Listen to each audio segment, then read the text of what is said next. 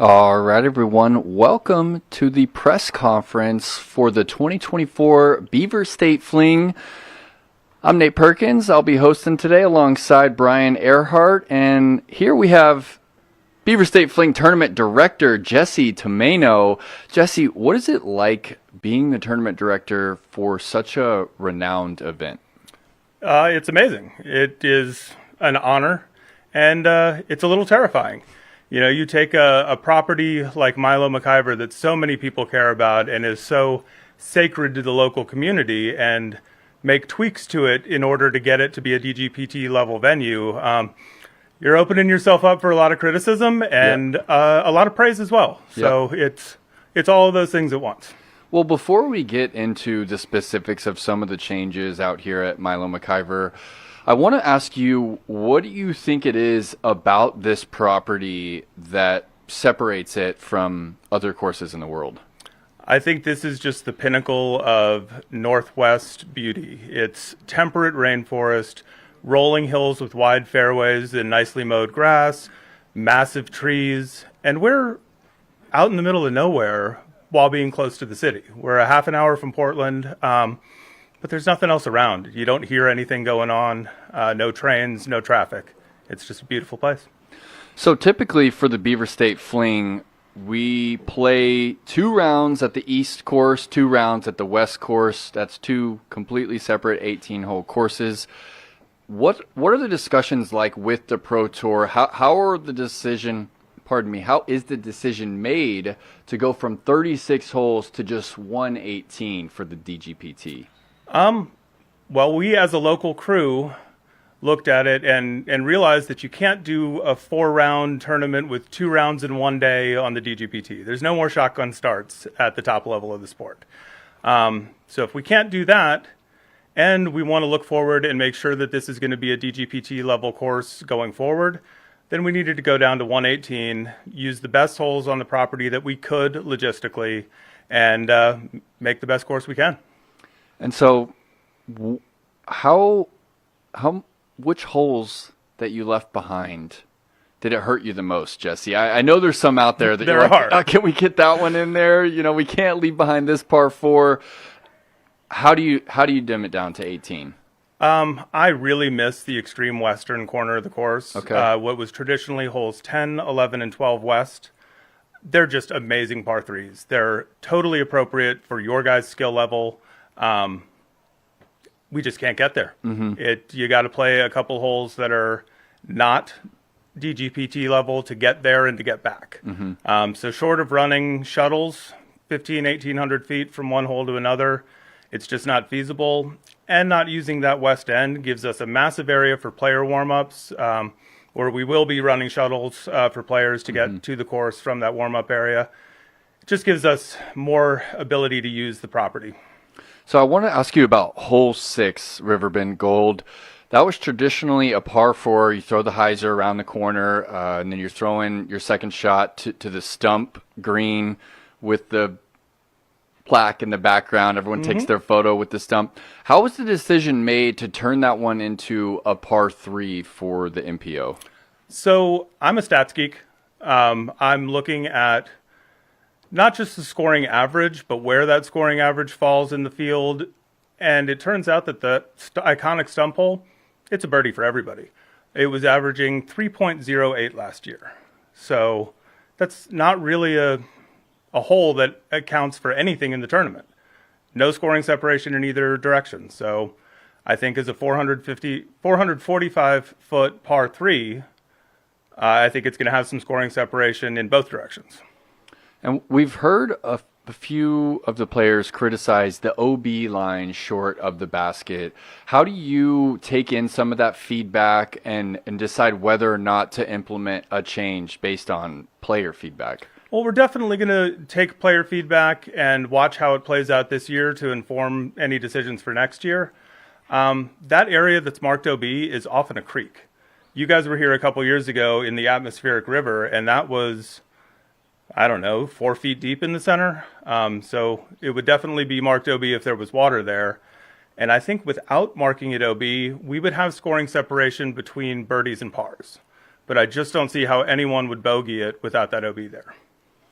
And can you talk about the re-addition of, I believe it was holes 3 and 4 on the East course, those couple of short technical holes. I think they're 12 and 13 now. 13 and 14 in this layout. Yeah, traditionally holes 3 and 4 East, but we're playing them in reverse order. I wanted to bring some of the technical woods golf that Milo has that we didn't really use as much of last year.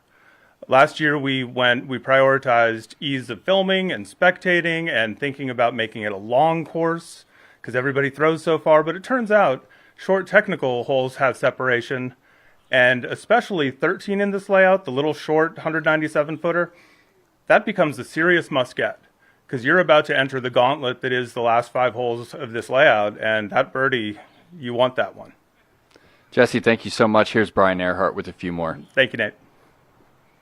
Hello, Jesse. How's it going? Good. Question for you. We're working with a state park here, and these are not always easy relationships because of how protective they are of the land that we're playing disc golf on. And as much as we'd like to think disc golf is perfect for the environment, we have a lot of people moving through a lot of places, causing some erosion sometimes. Talk about the relationship with Estacada and Milo McIver. Sure. We're lucky in Oregon that we have a great relationship with the state parks in disc golf around the state. This is one of 9 courses on a state park property, and we have a great relationship with the course itself and the staff. The head ranger here is a disc golfer, a 1,000-rated guy named Sam Gibson. But we have 20 years of history as a club here volunteering and upkeeping and improving the course. Patrick Buckley mows the entire course pretty much by himself with a couple other volunteers. So the rangers don't even have to mow the course because we take care of it, and that lets us do some of the fun things that we can do. But the challenge is it's a state park and they have a higher mission. Their main goal is to provide affordable recreation to all Oregonians. And so shutting down a course for an extended period of time is a real challenge. Free State Parks Day rolls through, and we can't have a tournament that weekend. So there are some challenges, but luckily they work with us as much as they can. Talk about getting permission to make course adjustments from a landscaping standpoint. Whether it's cutting some extra rough or thinning out some trees, how easy or difficult is that? It requires a conversation every time. We basically have the go-ahead to remove anything invasive. There are some plants that we want to cut down blackberries, go right ahead. But anything else, we need to walk with the rangers and see if there are any considerations. There are roots that we can't damage by moving a T-pad a little farther forward. There's a tree that we really want to protect the way that it looks, so no, you can't limb up that side of it to open up a shot. But as long as it's reasonable, we generally are allowed to do it. Well, Jesse, thank you so much for your time. The show is about to begin tomorrow for you. We'll see you then. Thank you, guys. And we'll be right back in just a couple minutes.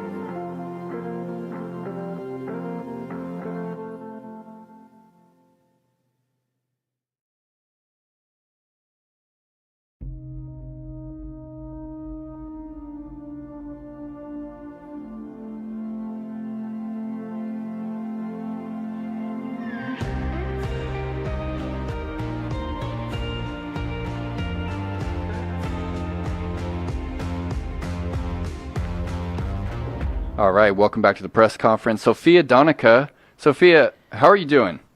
I'm doing great. It's beautiful out, and I'm playing disc golf, so. Is this your first time at Milo McIver? It's not my first time. I've stopped by on road trips, but it's definitely my first time playing this layout. How have things been since the Portland Open? I mean, a phenomenal finish, all over social media talking about the first Canadian to podium at a Disc Golf Pro Tour event in some time. How are you taking all of that in? It's been kind of a little bit overwhelming, but it's been awesome to have all the messages of support from back home and really feel like there's like a whole country, you know, rooting for me, and yeah, really appreciate it. So, yeah. Did you expect this for yourself so quickly? Your first two Disc Golf Pro Tour events, well into the cash, getting podium finishes? I knew that if I was playing well, I could sort of hang with the field and definitely cash if I had a really good event. I did not expect to shoot any course records or end up on lead cards. You know, it's been pretty surreal in that sense. And where are you kind of surprising yourself most on the course right now?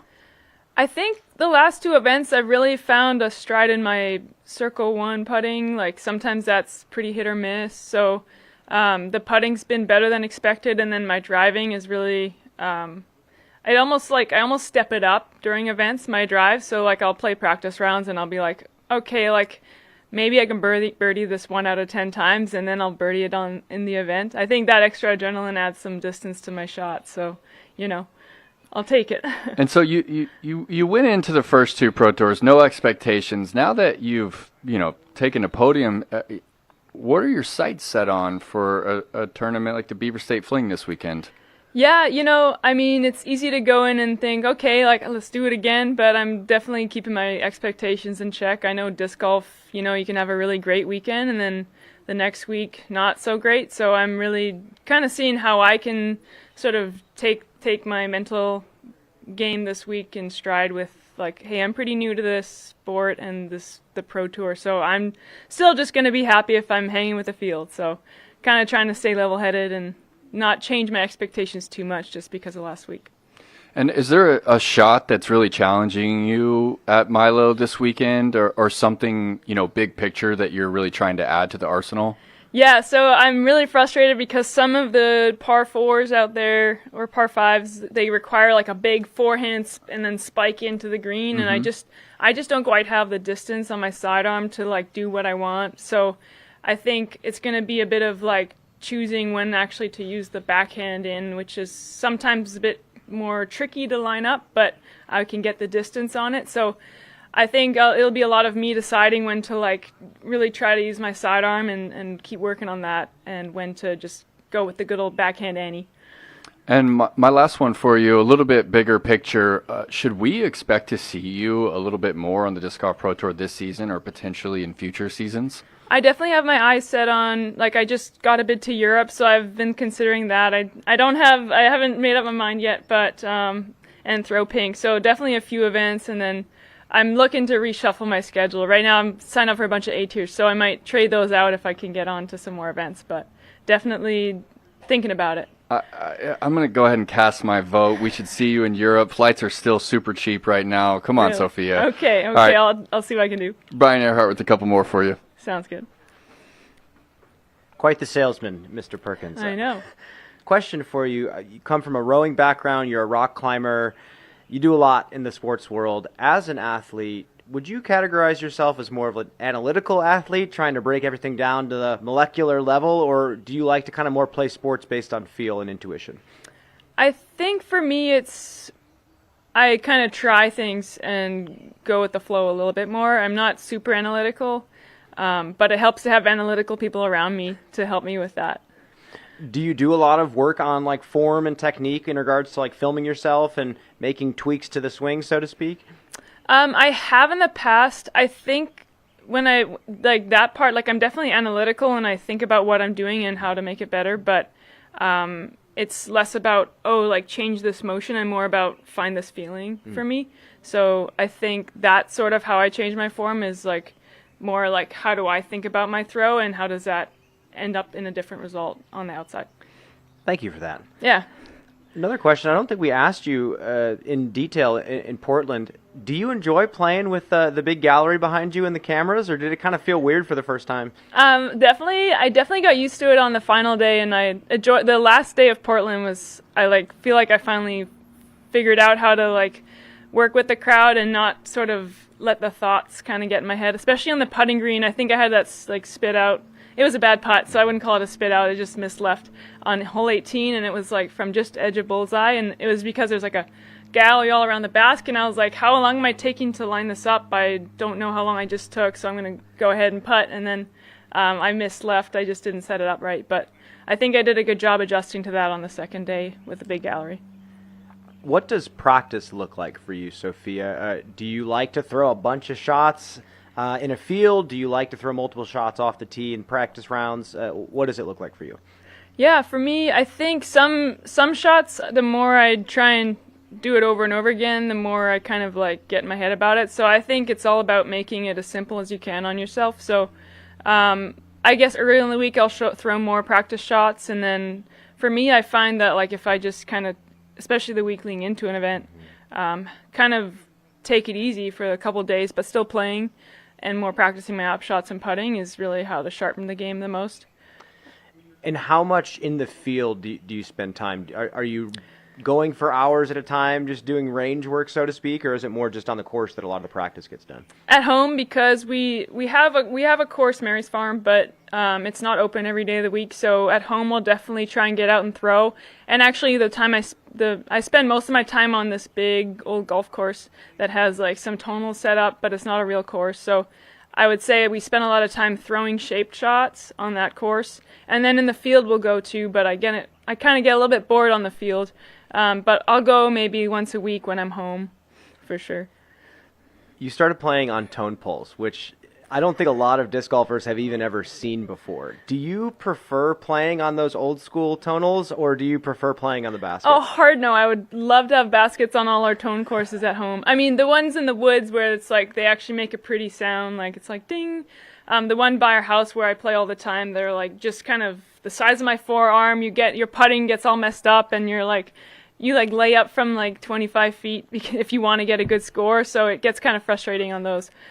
So I definitely prefer playing on baskets. Do you feel like you've learned anything good playing on tonals, or? I guess on tonals you kind of have to make sure your putt's going straight at it and you're just trying to hit an object, whereas at the basket sometimes you think about, how's it going to land in the basket? So it definitely has me doing a very direct putt, not kind of a float and see if it gets in. I think it works on these modern baskets pretty well. Sophia, thank you so much for your time, and we'll see you out there this week. Yeah, thank you. And we'll be right back in just a couple minutes.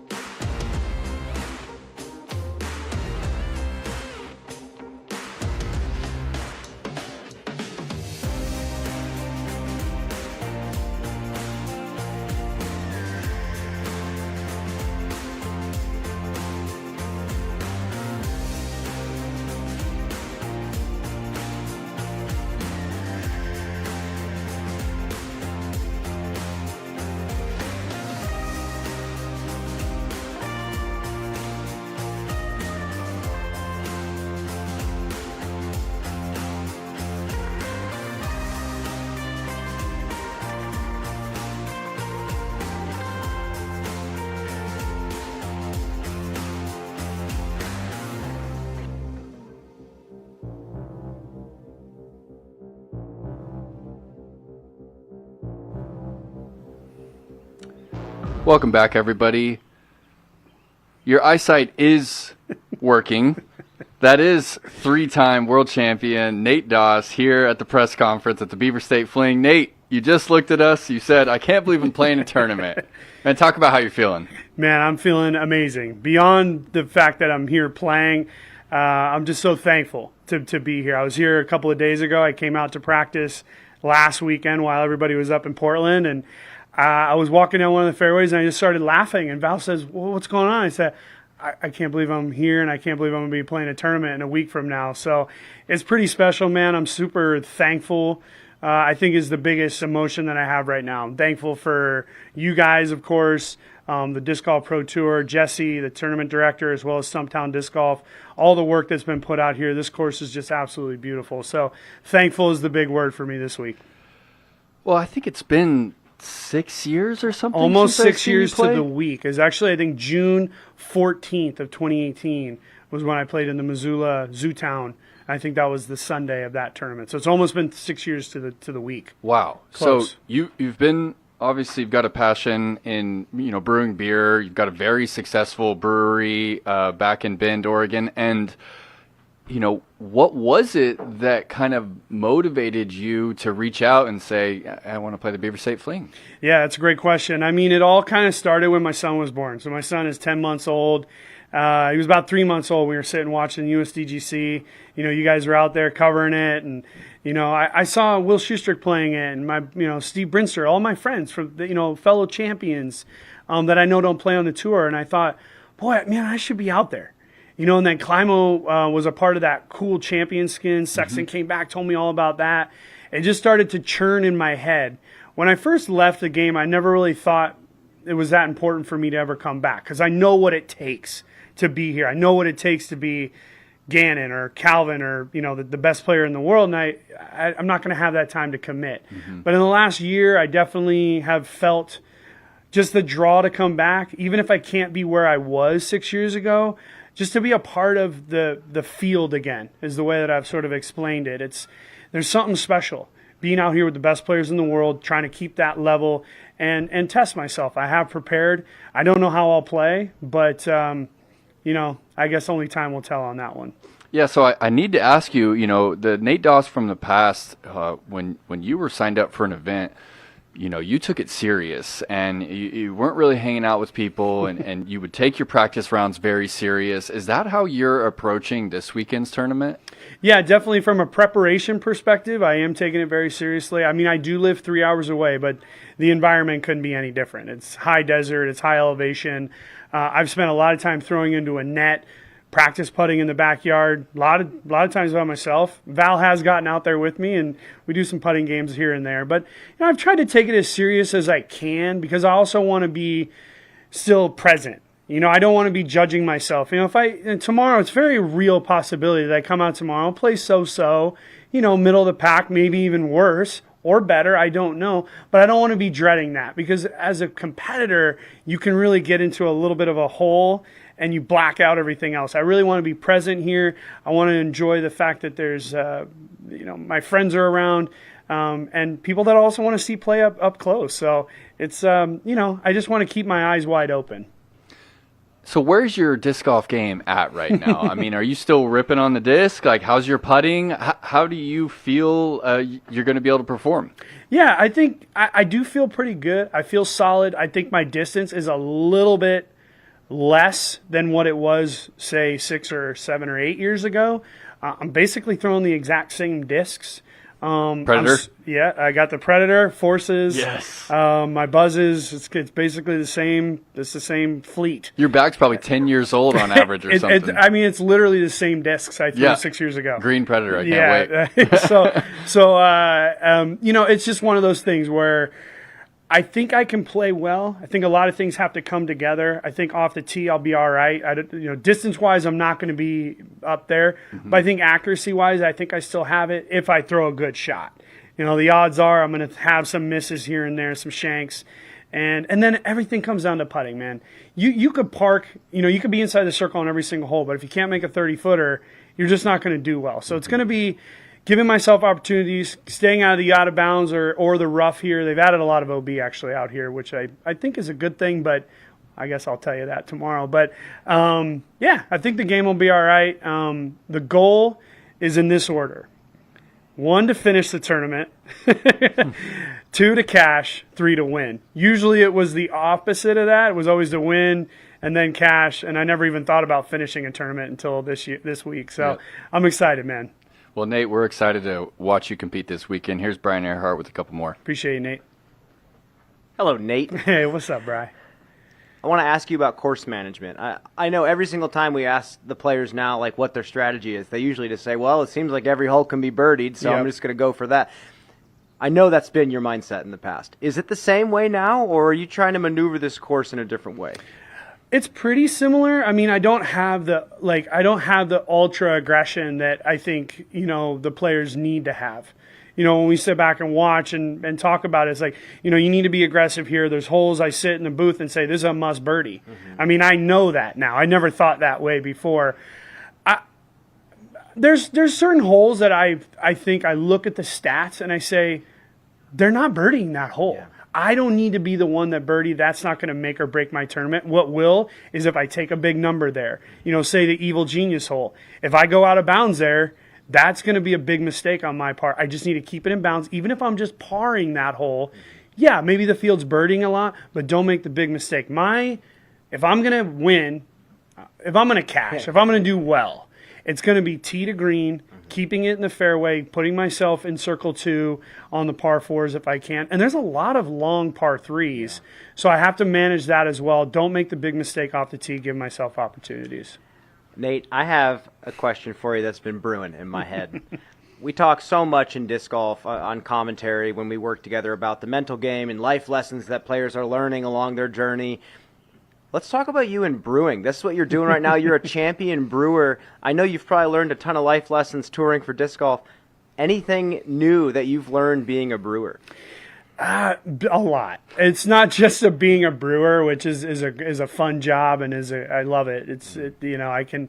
I guess I can only compare it to being a professional disc golfer. Although I was an IT professional for 8 years when I was a younger man too, so I guess I have that in my back pocket. But really, to me, the life lessons have come as a business owner and the ups and downs of trying to own a business, trying to manage, the finances and employees and all those things. So I've actually brought a lot of what I learned on tour into that job and how I treat people and all that. But the last 6 years of building the brewery, being an active brewer, I mean, I brew every week. I just brewed 2 days ago.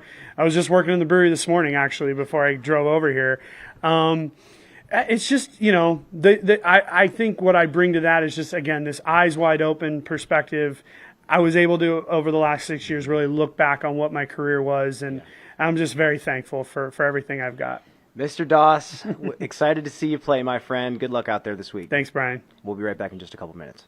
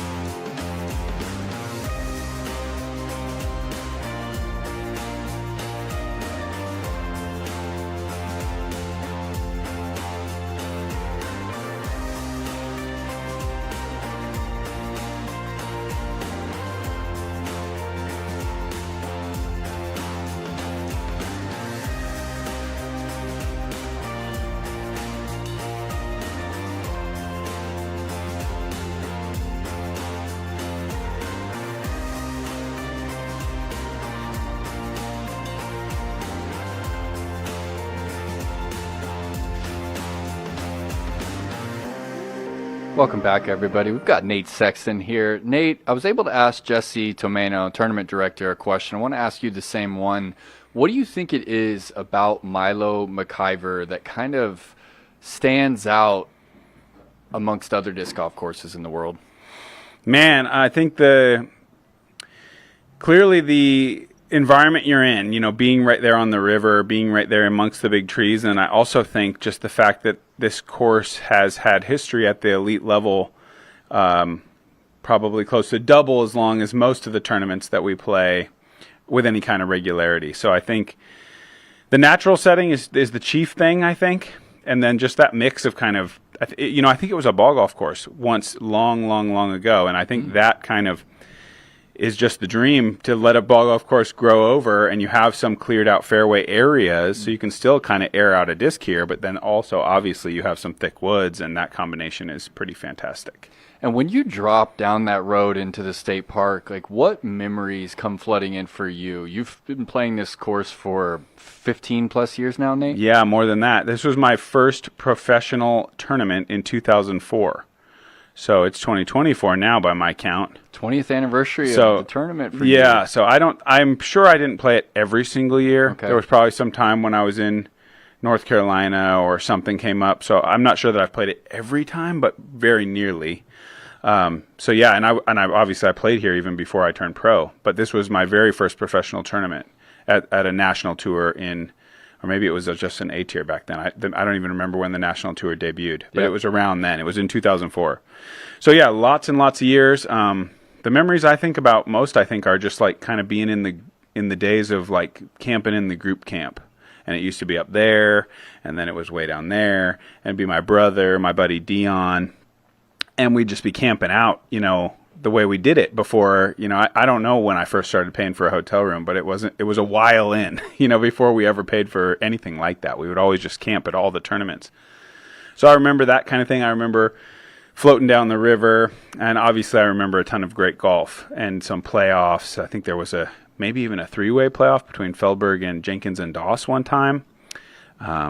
Technically I won the Beaver State Fling when it was a B tier in 2014 because the Worlds was coming, so they didn't want to try to hold up the event to that national tour standard. So I won one. That was fun, but it wasn't quite the same competition level that we're used to out here. But a couple podium finishes, and yeah, just a special place for Oregon disc golfers to kind of call their own and be honored to have the tour come here and see the best in the world play on a course that Oregon people have played for years and years. And, you know, traditionally for the Beaver State Fling, it's always been the East course and the West course. And just recently, they've combined it, and we're playing a Riverbend Gold course.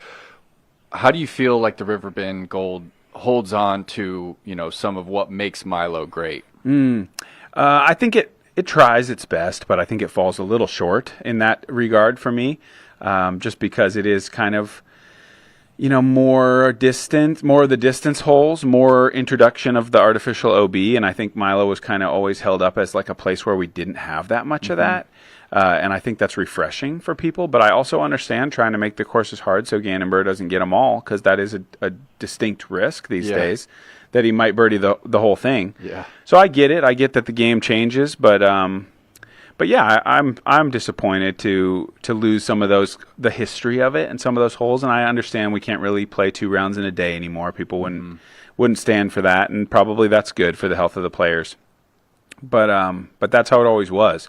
And yeah, I kind of miss playing some of those squirrely little woods holes. Yeah. And some of the other stuff, and just sort of when you do have a chance to have a tournament kind of stay relatively unchanged for a long time, that's kind of a cool thing. And I think the game does change, and it's sort of impossible to do because the course will be obsolete someday. But yeah, there's certainly a part of me that remembers fondly when we were playing 36 holes. Yeah, and that was going to be my next question for you.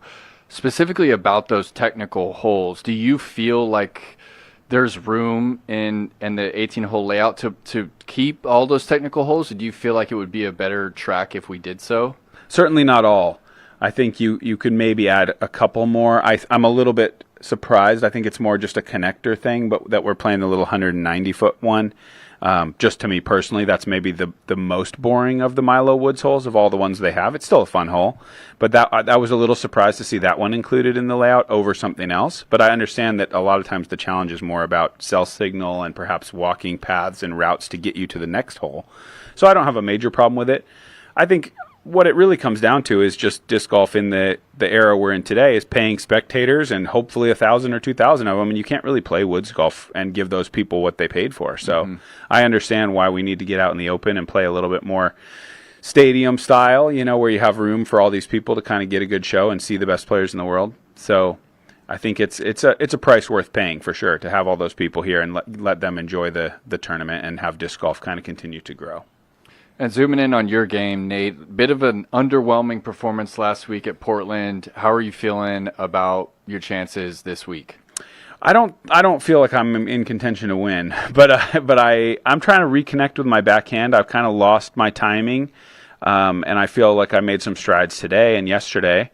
But I need that shot to be firing on all cylinders to have any chance of like having a good time and playing to the level that I expect from myself. So when I'm not throwing that very well, like I wasn't in Portland and like I haven't been for a little while, where it kind of I'm getting not quite getting the power I want, throwing it kind of nervous, then I tend to finish pretty poorly. So if I can figure that out and kind of throw a little bit cleaner and slow the feet down, I think I just want to play under par rounds and have a good time and throw shots that make me proud of myself. But I doubt that I have the juice to keep up with whatever they're going to be laying down out here. The course is really long. What's your prediction over 3 rounds? For the win? Yep. Let me get 24 down. All right, Nate, thanks so much for the interview and best of luck this weekend. Thank you. And we'll be right back.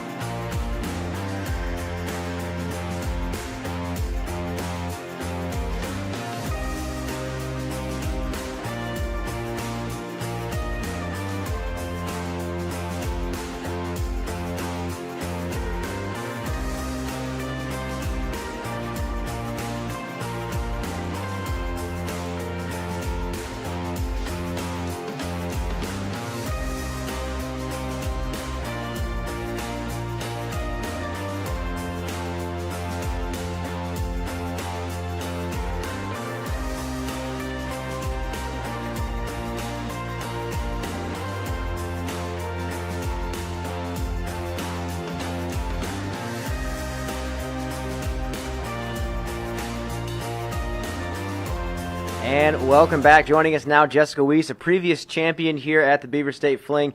Jessica, talk to us about Milo and maybe your first early memories coming here and playing for the first time. So I had to look back in my stats recently, and the first year I played it was in 2012, from what I can remember. I think I played it at least 2013 and 2015. And then I can't remember how many years I've played it since I've been on tour. Sometimes the West Coast swing doesn't really include the Beaver State Fling. Sometimes it is just an A-tier. So I definitely try to get here as much as I can. It has a special place in my heart, being that I'm a previous champion. So. Well, Jessica, talk a little bit about that. I mean, this place is really special. You really feel like you're in the Pacific Northwest playing here. Yeah. Talk about it from your perspective. In my perspective, like, as soon as you hit the entrance of Milo MacIver State Park, it feels like you've almost walked through some kind of three-dimensional, like, fairy tale thing. I feel like when I come down that drive, I just feel like gnomes are going to come out and, like, Bambi's going to come walking out and Snow White's going to come out with all of her, like, animals and butterflies and birds and stuff. And, like, it's just that vibe out here. It's just so naturey and, like, how could you not enjoy it, I feel like.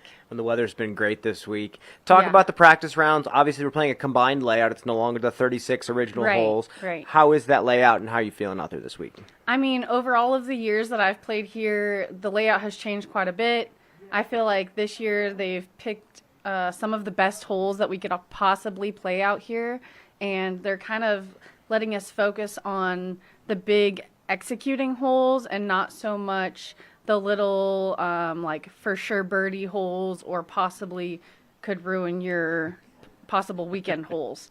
You know, so those little rinky-dink holes they kind of got rid of, which is nice to see because, you know, there's a lot of women that are throwing way farther than we used to. Obviously, I'm throwing way farther than when I used to. I come out here and practice and I'm obviously thinking about the year that I won, and I'm like, so many good vibes out here, but I'm throwing the disc way farther than I used to. So I can only imagine, you know, how it's going to be so much more executable because my game has evolved so much since 2015. So, yeah. Well, with that, I want to ask you, since you've played this tournament a lot of times, you've been playing disc golf a long time. A long time. Since you were a kid. Mm-hmm. Do you have any discs in your bag that have been in your bag for many, many seasons that you still throw? Recently I just lost one of my favorite KC Pro rocks when we played the course for Ledgestone. We played it for Champions Cup. I lost one of them in the pond, and so I asked these kids if they possibly go swimming in there, if they could find it. I'd give them some really cool team stamp discs, but it was a 2-time ace disc, and I had it so many years, so I just really miss that disc. But other than that, I think I have a Glow Leopard 3 that I've had for around 6 years in my bag, so it's nice and flippy. It's something that I don't have to worry about if it's going to hyzer out or anything like that. I have known you as a great roller thrower, and Thank you. At least on the original courses, I remember a lot of players throwing rollers out here. Does this new layout with kind of the more combined holes, do you throw any rollers out here? Well, fortunately, I did learn from some of the best rollers in disc golf way back in the day, Jeff and Johnny Lissaman. So Legends. They taught me the roller game way, way back, and it does come into play. But although they did not teach me really a sidearm roller, that comes into my game more often than I'd like to admit. But I'm really good at it, so I'm okay with that. I'd say that I'm 100% scramble rate. Out here, any shots off the tee you're opting for roller on, or? Possibly. It kind of just depends. We ended up playing in the morning more often than I'd like to, and so that means the grass might be dewy. And if the grass is dewy, it's going to be a heavy roller, which means I'm not going to get quite the action that I want. And also, it might be just a little bit more difficult if it's wet out. So I'm really hoping that I can play good enough to have a later tee time, because I did notice that a couple of the tee pads are a little bit slick out here as well. So that will come into play for all of the people with early morning tee times. Definitely.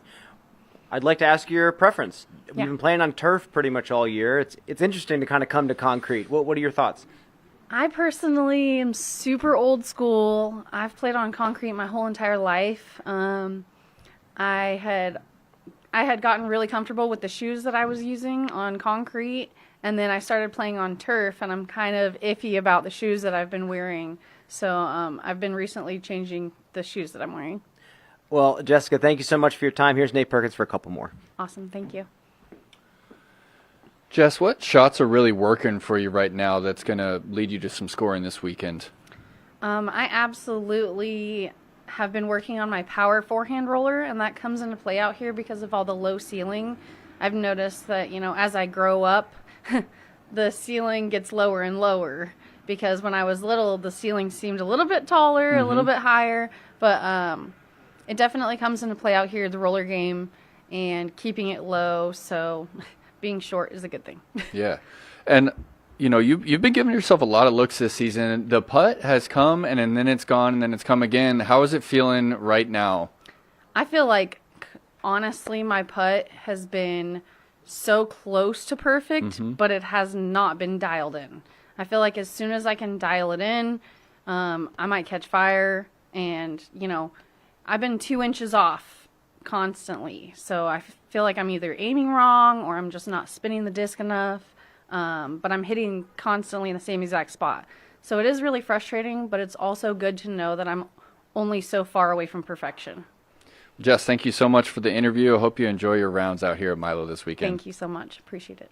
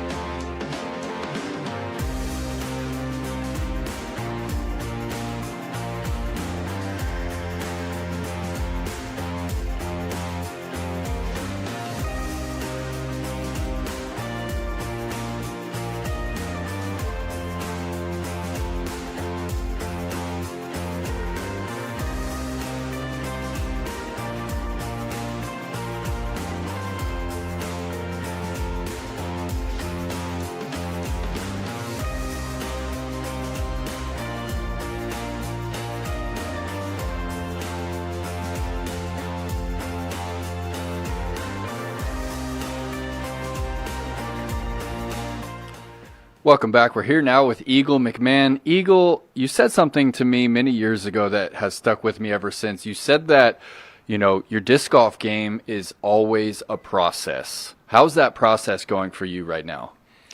The process is, it's definitely going in some way, shape, or form. I feel like there is a golden thread pulling me forward, but there's definitely some detours along the way. But we are making progress, and we're at Milo, so there's a smile on my face. Your favorite place to play disc golf, right? Pacific Northwest. Absolutely love it out here. It's just incredibly beautiful, and I just really feel at peace at this property. Well, 10th place last weekend at Glendoveer. What positives did you take away from that tournament? I threw a lot of good shots out there. I actually didn't know the scores for the entire tournament, and I probably didn't look at the scores until maybe 6 hours after playing, and I didn't feel like I took 10th, let's just put it that way. But in retrospect, I made a lot of good shots, and I'm definitely starting to have a better understanding of my game this season, and really just got to be patient when I look at the big picture and realize that all that I've been through, I need to take a little bit of pressure off myself, because it's I have high expectations. I don't think that's necessarily a bad thing, but I need to learn how to dial those back and just really be in the moment sometimes and be appreciative for what I got. Yeah.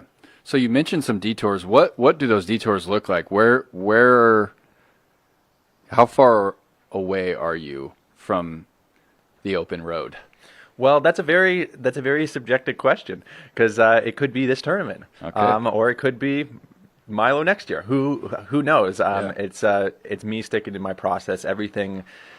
I mean, for example, you never know what's around the corner. I went to drive down to the river to enjoy myself, make a little lunch before this press conference, and lo and behold, I booby-trapped myself and put a jar of glass salsa in my pantry and open it up, rolls down the counter, and explodes everywhere in my van. So that's a perfect example of you have no idea what's in store. So you really just have to appreciate the now and just roll with the punches. Yeah, that's classic van life for you, Eagle.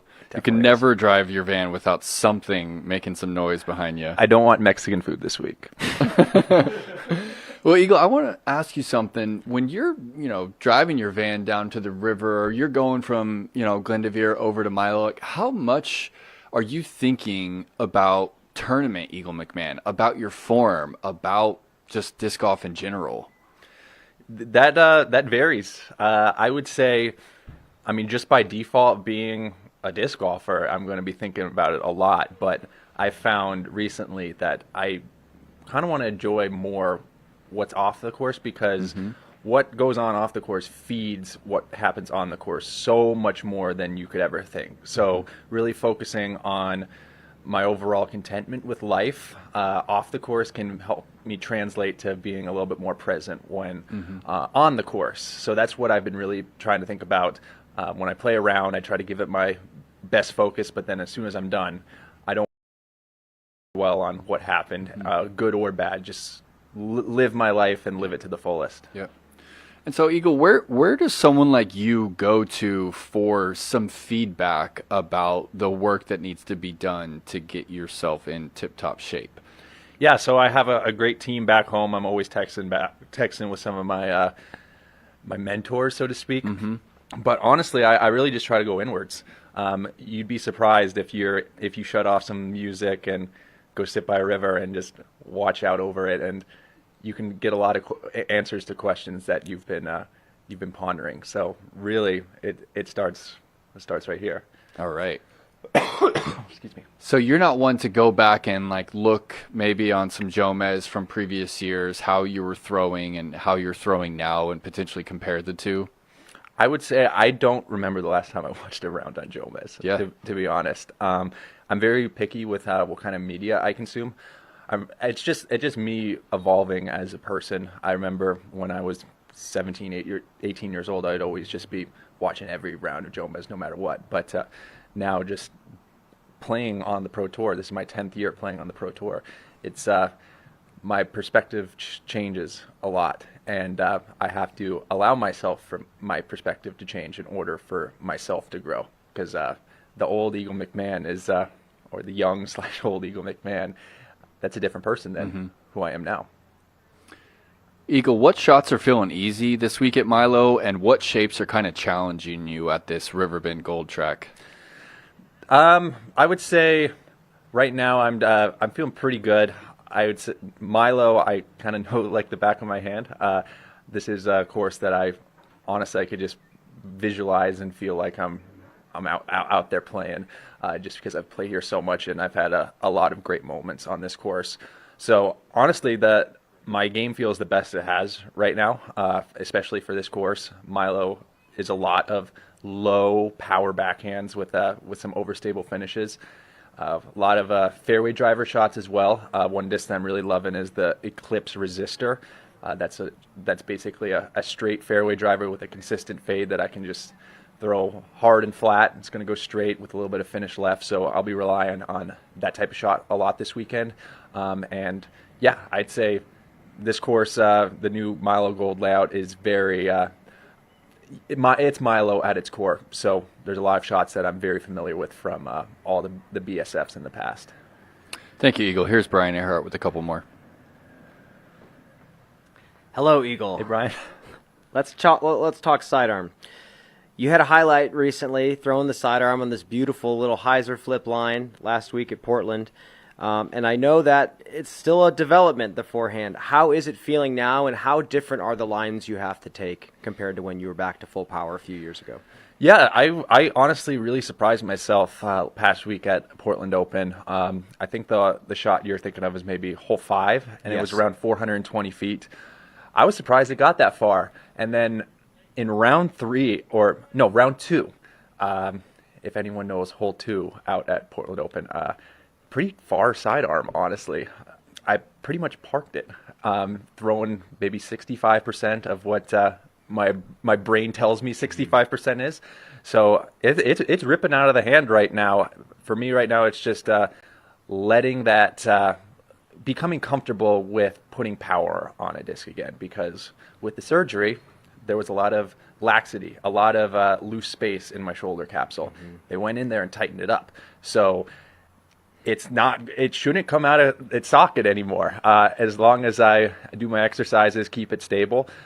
So as long as I keep stressing it accordingly, I think I'll be surprised, and hopefully you guys will be surprised with what level it can get to again. So 400-foot sidearm now compared to 400-foot sidearm a few years ago. Is the release point any different? Is the stability of disc any different for you? Yeah, I'm definitely throwing a lot straighter disc right now. Just think of like Bradley Williams, for example, his backhand. He's just known to hit angles very well. I'm definitely focused on that. like for example, playing with Aaron Gossage and AB a lot lately. They just rip sidearms, overstable on an ante. I'm more of a more parallel to maybe like what Germ's trying to do, but not quite. Just shape the lines and kind of let the disc and the wind do the work, so to speak. So then, compared to your win last year at Beaver State Fling, how does the sidearm feel now compared to last year when you won this tournament? I think that last year I was trying to remember. I was throwing like good 350-foot sidearms, and Milo's actually a course where you don't really need that many sidearms. There's a few shots I can think of, like the approach shot on hole 18, maybe hole 2 on one of the shots approaching the green, but depending on where you land, you can really not throw the sidearm very much, and maybe that's why I had a great success last year. But just to know that I can throw it when I need to, that's a big help. One last question for you, Eagle. I want you to break down the aggressive eagle chance on the Evil Genius hole 17, I believe, on this layout. Is it possible? Are we going to see anybody get the eagle this week? I'd say anything's possible, but is it likely? Absolutely not. I think that the strongest candidate for an eagle would be a throw-in on that hole, but I think if we're coming down the stretch and someone needs a stroke, you could maybe throw a tee shot over the road to get to where the old, I think, hole 10 or 11 plays. And if you get over the road past the normal tee, then in theory that you can get on the island. But it's, oh man, that's one for the record. Well, hang on. I have never seen anybody throw over the road off the tee on that hole. Is it possible? Have you done it before? Yeah, you just need to throw, I mean, at least I'm speaking for my own game. I just need to throw something that's overstable and glidey, kind of saw it off out of the hand, maybe get a little bit of late flip, probably hits the road, skips over, and then from there we might be attacking. Hey, you know what? I think myself, alongside many other fans in the disc golf world, would love to see it, Eagle. But you know what? Good luck this week. Hopefully you can take it down again and defend the title. We'll see you out there. Appreciate it. We'll be back in just a few.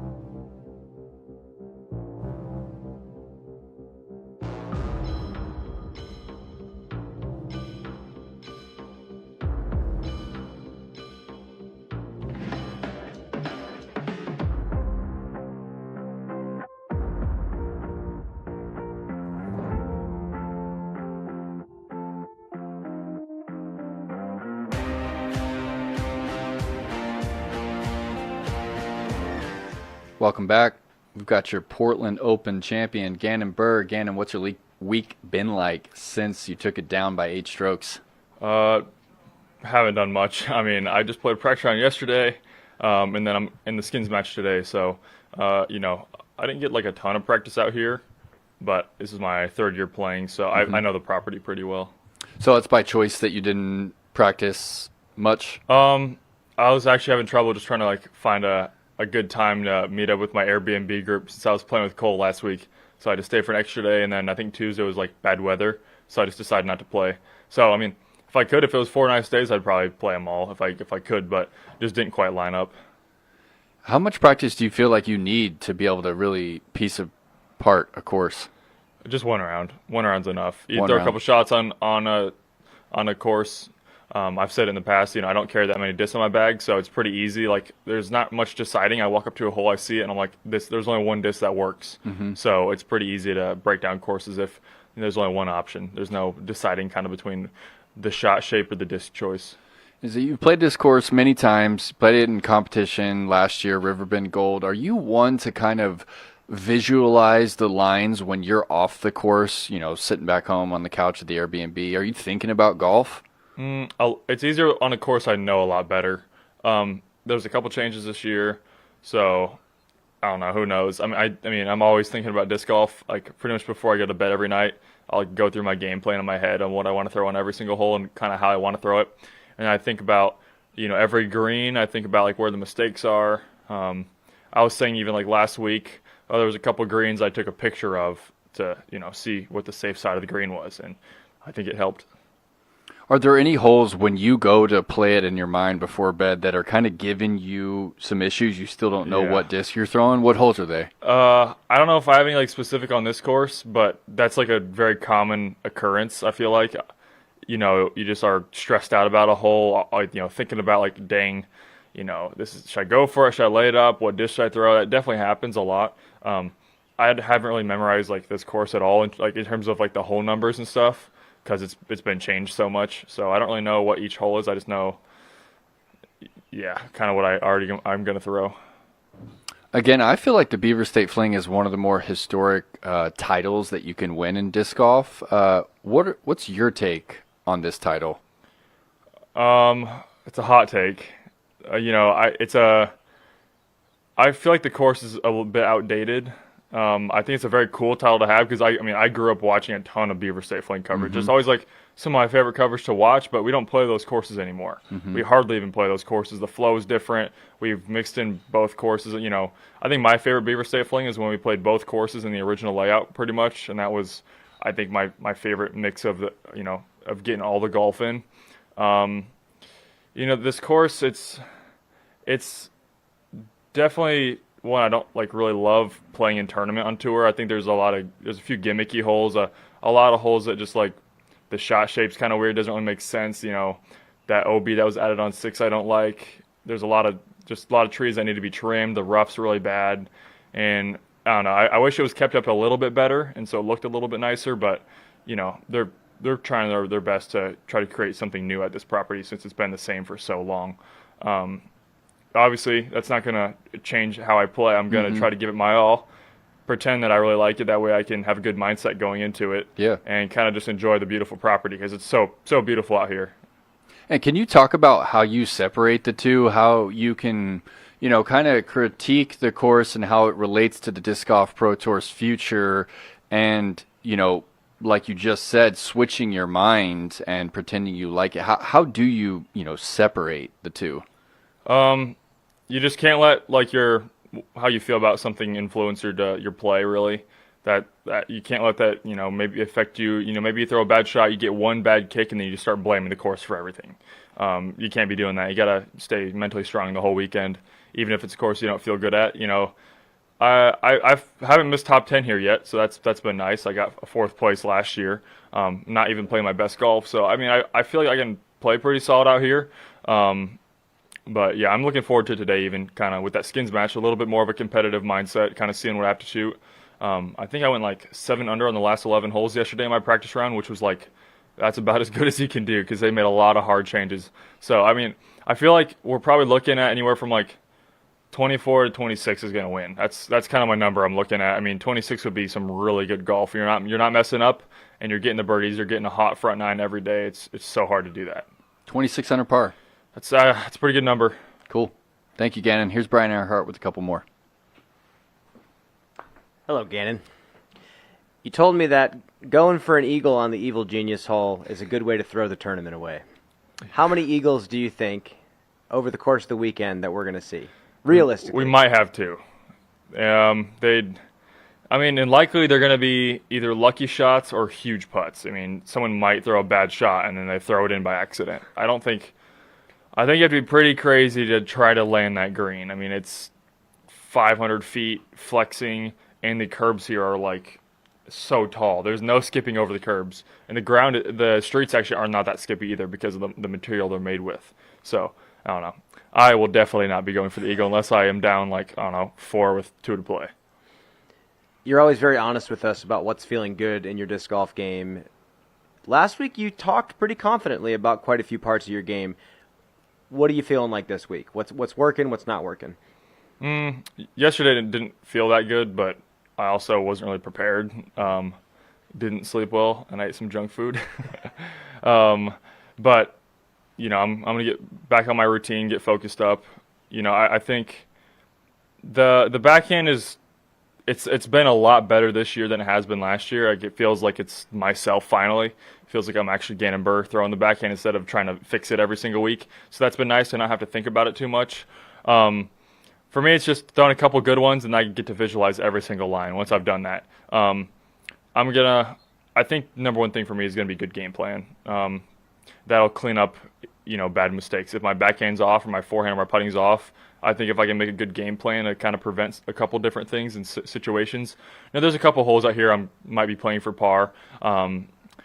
It's old 17 at East. It's a big Stahlheiser hole. I'm just playing that one for par. There's no need to go for that one. I'm going to bogey it more times than I'm going to birdie it, so there's no point in dropping strokes. You go even on that hole, you might be beating the field, honestly. And I give myself an 80-footer. I can make those if hopefully I can make one of the three. And then, even the Philo hole is a really, really tough par 4 that, depending on where I'm at, depending on the wind, I might just kind of play for par because it can get out of hand pretty quick. Nothing too crazy, but you can definitely bogey it. And like I said, game plan's going to be important. They tighten some OBs, so going to play to the safe side of the basket probably, and should be fun. Are you going to be laying up on 6 with the OB that you mentioned you didn't like, or are you still going to be going for the basket? I am just going to throw it as hard as I can. Into the backstop? Yeah, so I'm glad we have a nice dry weekend because when it gets wet out here, these tees are kind of mossy and they get super slick. So we got blessed with 3, it looks like, good days of disc golf out here, which is perfect because, like I said, the place is so beautiful. And to not play Beaver State Fling in rain for the first time, hopefully, is going to be very exciting. Knock on wood. Yeah. Dan, thank you so much for your time. We'll see you out there Thanks. this week. And one more interview. We'll be back in just a few.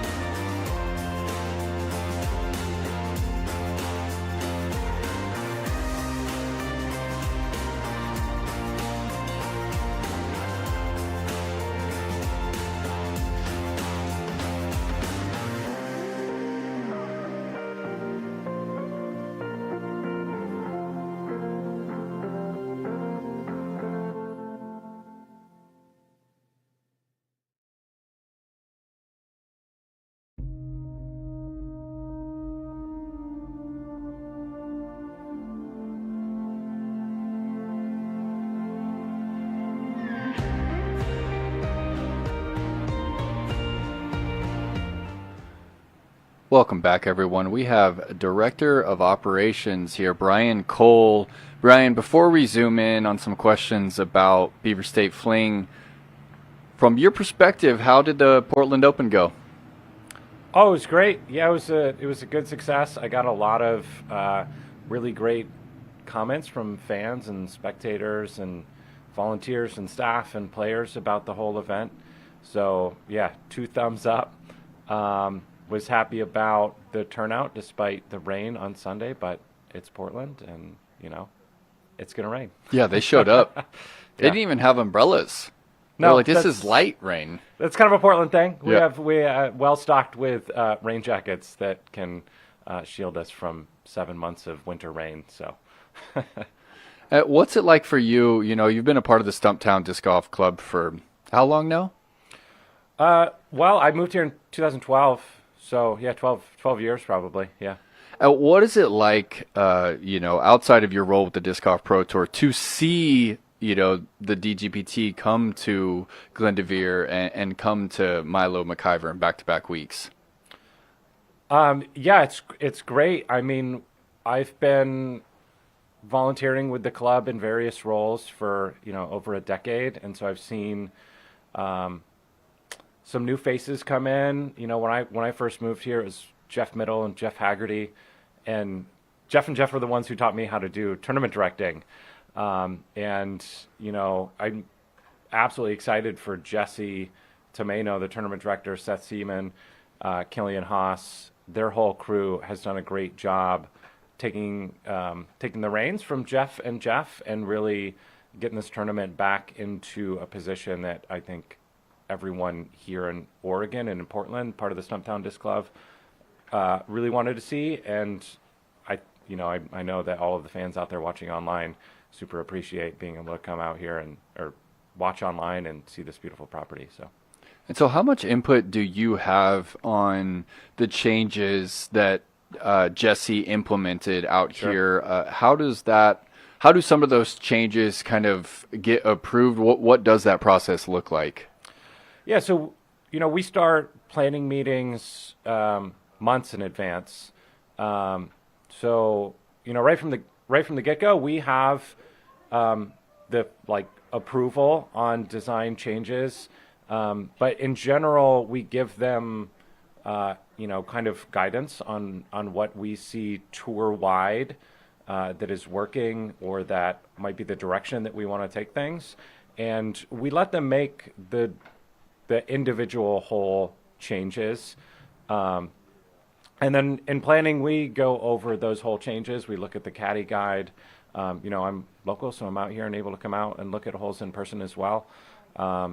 So, we try to let Jesse and his crew work with, from hole to hole, what they think might be the best layout and take some risks and take some chances. And we know that, the historical significance of Milo out here is very important.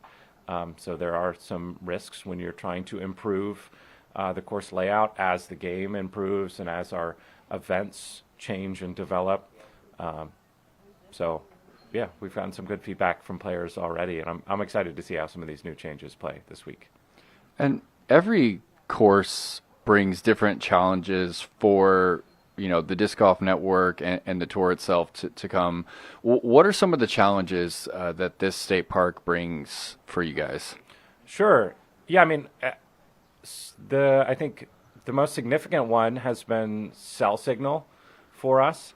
A few years ago, we invested in some proprietary hardware that increases our cell reception. We had it developed specifically for us. There was some technology out there that was basically altered for disc golf fairways, for lack of a better term. So that is one of the biggest difficulties out here. And, we kind of piloted that last year out here, have used it successfully at several events out there that also struggle with cell signal in some of the more cavernous forested holes of property, and that's really allowed us to come back here to Milo with the broadcast. Other than that, it's a state park. We're sharing the property with other state park users. Milo's a vast property. The disc golf course, I don't know what percentage of the property it is, but it's definitely not a majority. So the rest of the park is open. There's fishing along the Clackamas and a lot of other park users out here as well during the event. And yeah, it goes well. Thank you, Brian. Here's Brian Earhart with a few more for you. Thanks, Nate. Hello, Brian. Hello, Brian. My gosh. Well, one question for you. We're playing on concrete this week. Mm-hmm. Normally, we're playing on turf. That's set up as one of the big operational lifts pretty much every week. Is there any sort of vetting process to playing on concrete tees that are already at a course? Do we inspect the concrete tees? What kind of process is there? Sure. Yeah. So again, I'll mention kind of like right from the get-go and planning, when we are accepting bids for events, we have tee surface standards out there that are, limited to turf, and we recommend a certain type of turf that we think is the best turf out there. We've gotten feedback that it's the best turf out there. And then for concrete, we have surface standards as far as sizing and the surrounding area and the material that it's made out of. So out here, they've replaced concrete tees over the years. As Ganon mentioned, that feels like they're mossy a little bit in some areas. I think that, we have, when we encounter those tees, typically it might be some of the aggregate that has been smoothed out over many, many drives. And it's typically, you can mitigate that with like dry tee pads. So we have some tools in our operations department to help expedite that process. Yes. And the wonderful sunshine is going to help as well. So. Moisture mitigation, one of the many tasks for an operations guy here at the Disc Golf Pro Tour. Brian, thank you so much for your time. We'll see you out there this week. All right. Thanks, Brian. And with that, we're wrapping things up. Round number 1 begins tomorrow. Good night, folks.